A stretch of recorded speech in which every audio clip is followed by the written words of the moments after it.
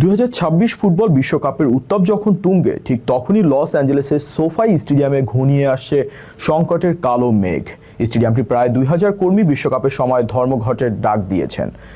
FIFA সভাপতি Gianni Infantino এবং stadium মালিক স্ট্যান কেরোঙ্কেকে দেওয়া এক চিঠিতে এই হুঁশিয়ারি দিয়েছে hospitality union unite here local 11।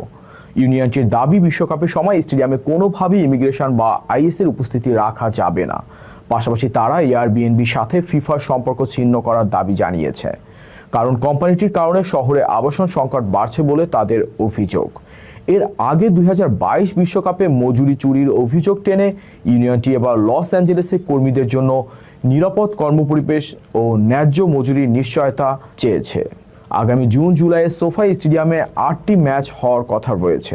যদি এই 2000 কর্মী কাজ বন্ধ করে দেন, তবে লস অ্যাঞ্জেলেসে আগত 1.5 লক্ষ বাড়তি পর্যটক সামলানো অসম্ভব হয়ে পড়বে। ফিফা কি পারবে শ্রমিকদের এই দাবি মেনে নিতে? পরবর্তী আপডেটের জন্য আমাদের সাথেই থাকুন।